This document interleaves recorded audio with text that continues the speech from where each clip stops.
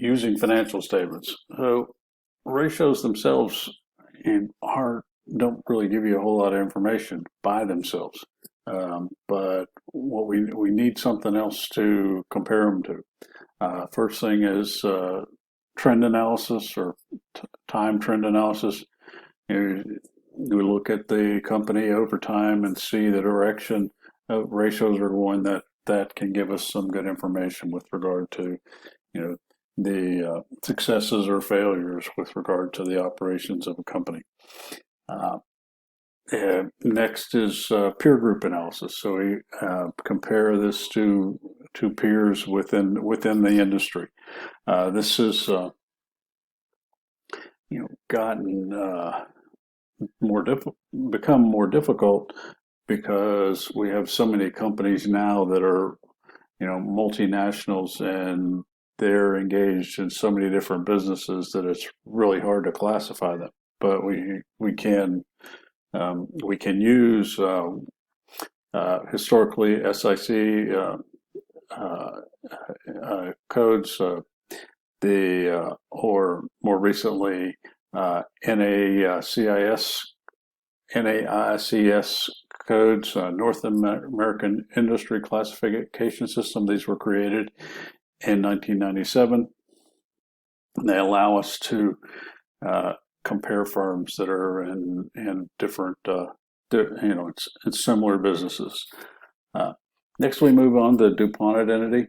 The DuPont Identity allows us to relate profit margin, return on equity, and return on assets. And we can break those down into their components.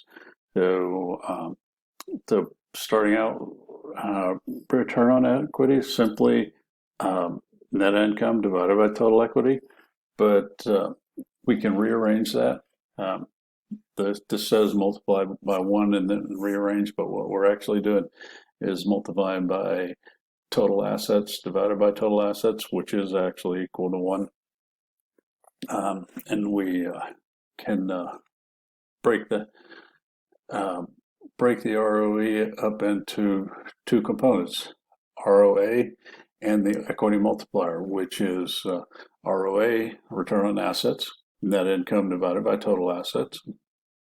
Equity multiplier, total assets divided by total equity. There are multiple ways to calculate the equity multiplier, and so it's important that you understand those. I'll talk about those a little bit in a minute. So again, multiply by 1. In this case, we're multiplying this by sales divided by sales. That's our 1.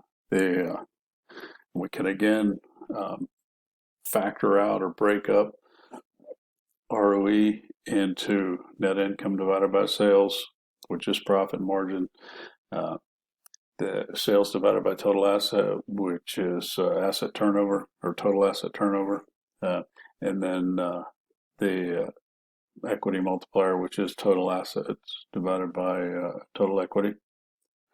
So we can end up with this equation. So we can use this to determine where our returns are coming from. So the profit margin, measure of the firm's operating efficiently, how well it controls its costs. Total asset turnover, measure of the firm's operating efficiency. So you use how well is it using its assets. Equity multiplier, measure of the financial leverage.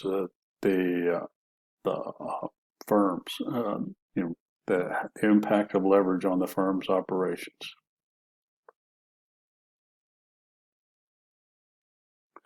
Okay, so a little more about the equity multiplier. We saw before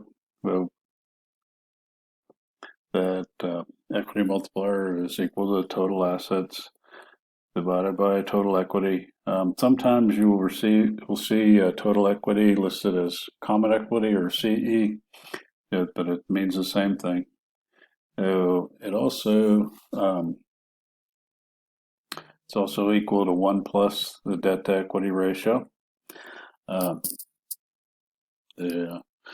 it's also equal to 1 divided by the percent of common equity or total equity. And it's also equal to 1 over 1 minus the debt ratio.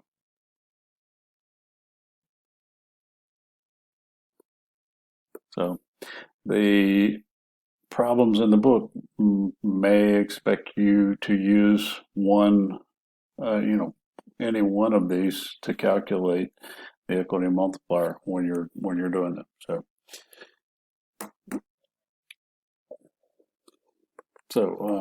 now calculate the DuPont identity. And so we've got give us ROA at 10.11%, equity multiplier 1.38%. These are the numbers in the book. So if you want a little more detailed explanation, you can go through the book. So we can take we know that our ROE is ROA times the equity multiplier. So 10.11 times 1.385 is 13.99%. Then if we know profit margin, for example, we can break it down even more. So the 15.69 times the total asset turnover and times the equity multiplier and get the same 13.99%. So potential problems with ratios. There's no underlying theory, so there's no way to know which ratios are the most prevalent.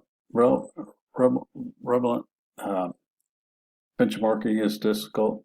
As I mentioned before, we have diversified firms, we have multinationals engaging in many different businesses, so that makes comparison more difficult. Globalization, international competition make it even more difficult. And then, we have differences in regulations across countries, and firms use different accounting procedures. Whether it be in the U.S. where they have choice, or they may be a different located in a different country and may face different accounting regulations. So the accounting regulations in the U.S. have more recently discouraged multinationals from operating in the U.S. due to the U.S. requirements. So then firms have different fiscal years.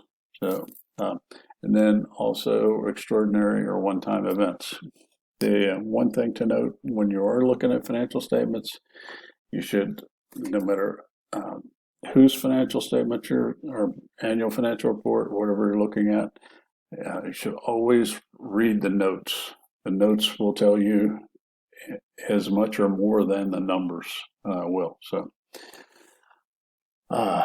next is financial models. We'll start that next lecture with financial models.